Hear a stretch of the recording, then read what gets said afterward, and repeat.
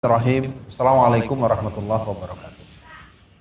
Kepada seluruh kaum muslimin, muslimat di seluruh tanah air, kita sama memahami bahwa negeri ini sedang ada pada satu situasi yang gamang.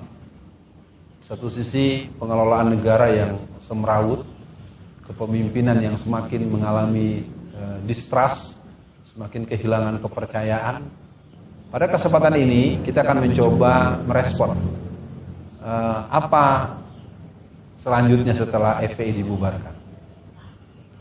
FPI merupakan satu kelembagaan dengan akronim Front Pembela Islam. Didirikan pada tanggal 17 Agustus tahun 1998 sebagai kelanjutan daripada bergantinya rezim Orde Baru dengan orde yang disebut reformasi. Sebelum FPI dibubarkan pada tahun 2017, ada sebuah tindakan yang ditempuh oleh pemerintah, yaitu menyatakan terlarang atau menyatakan tidak boleh beraktivitas terhadap Hizbut Tahrir Indonesia pada tahun 2017. Hari ini kita tidak lagi bisa melihat HTI dengan tampakan-tampakan simbolnya, tampakan-tampakan spanduk dan atributnya tidak lagi kita bisa lihat karena memang sudah dinyatakan dilarang di negeri kita. Pertanggal 30 bulan Desember tahun 2020 kita bisa mengalami suasana kebatinan yang sama. Atas kesalahan apa FPI dibubarkan? Berapa banyak jumlah uang yang dikorupsi oleh FPI sebagai kelembagaan maupun tokoh-tokohnya? Gerakan macam apa yang telah membuat negara ini terancam dengan adanya Front Pembela Islam? Dan bentuk-bentuk intoleran macam apa yang ditampilkan oleh Front Pembela Islam atau FPI? Kalau kita mau melacak, sebetulnya ini ada kausalitas. Dengan keberadaan FPI, apalagi dengan kepulangan pimpinannya Imam Besar Habib Rizik Syihab tanggal 10 bulan November tahun 2020, persis dengan Hari Pahlawan, beliau pulang. Sebetulnya itu kemudian berimplikasi kepada proses hukum, yang menurut saya itu merupakan hal yang berlebihan. Kesalahan pertama ada pada Profesor Dr. Mahfud MD.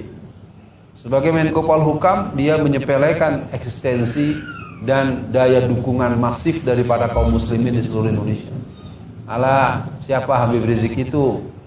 Paling yang hadir 5.000 orang. Nah, ternyata yang hadir menurut kasat mata bisa diduga lebih dari 3 juta orang. Nah, mari kita mencoba membahas lebih mendalam. Kenapa FPI sampai dibubarkan? Secara historis, FPI dibentuk sebagai bentuk gerakan-gerakan yang mempunyai stressing di nahi mungkar. Maka para bandar-bandar judi, para germo-germo, para mafia-mafia, dan orang-orang yang berkepentingan mendapatkan kekayaan dan eksistensi mereka dengan perbuatan-perbuatan yang sesungguhnya melanggar undang-undang, yang sesungguhnya melanggar norma-norma, yang sesungguhnya berdimensi asusila, yang berdimensi kebejatan, berdimensi kemaksiatan, berdimensi kemungkaran, maka mereka mulai mendapatkan lawan tanding yang bernama Front Pembela Islam. Pada awalnya sekitar tahun 2000-an memang ada tempuhan-tempuhan dari FPI yang menimbulkan resistensi di masyarakat. Alhamdulillah, kesadaran, pendidikan di internal, pengajian-pengajian, dan pemahaman-pemahaman yang semakin matang di kalangan pengurus-pengurus FPI di seluruh level, maka akhirnya FPI menjadi sebuah kelembagaan yang sangat dicintai oleh masyarakat. Kita lihat debut pertama FPI ketika mereka mengevakuasi lebih dari 135.000 mayat-mayat yang ada dalam posisi yang beragam. Dari yang tertimbun, dari yang tertindih batu, dari yang ada di bawah gorong-gorong, dan ada yang dalam posisi tertindih oleh batang pohon yang besar. Subhanallah, Allahu Akbar. Habib Rizik Syihab langsung turun memimpin sekitar 1000-an lebih, 1.300 atau 1.400-an kader-kader FPI seluruh Indonesia bergabung untuk melakukan tindakan evakuasi. Evakuasi dilakukan oleh FPI lebih dari 130-an ribu orang yang dipindah dari tempat-tempat tersebut untuk dikuburkan sebagaimana lazimnya. Kalau kita bandingkan bagaimana evakuasi yang dilakukan oleh SAR, tim SAR, Satuan Gerak Cepat untuk Bencana yang dimiliki oleh Indonesia, itu ternyata hanya bisa mengangkat sekitar 75 sampai 80 ribuan orang. Demikian halnya dengan PMI, Palang Merah Indonesia, hanya mampu mengangkat 25 ribu sampai 40 ribu orang saja. Padahal FPI tidak punya fasilitas, dia tidak punya pesawat pribadi, dia tidak memiliki mobil khusus untuk mengevakuasi, dia tidak mempunyai dana operasional yang resmi dari APBD atau APBN. Subhanallah. Kita sama lihat di berbagai bencana alam di seluruh daerah, baik daerah-daerah yang jauh, yang terpencil, yang susah alat transportasinya, di daerah kaum muslimin mayoritas ataupun di daerah-daerah yang Kristen, yang non-muslim. Orang-orang non-muslim sangat merasakan betul bahwa apa yang dibawa oleh FPI, baik berupa makanan, berupa beras, berupa mie instan, ataupun apapun, itu dibagikan kepada semuanya tanpa kecuali. FPI telah menjadi rahmatan lil alamin. Ketika Allah berfirman, wa ma arsalnaka illa rahmatan lil alamin. Berbagai hal yang dilakukan yang berhubungan dengan membuat jembatan, bedah rumah, menyiapkan rumah-rumah sederhana untuk orang-orang di daerah yang hampir banyak tidak mempunyai rumah yang layak. Apa mau dinyana? Sampai terakhir kita mendengar rekening daripada Lembaga Kemanusiaan Hilmi Bulan Sabit Merah yang dimiliki oleh FPI pun dibekukan.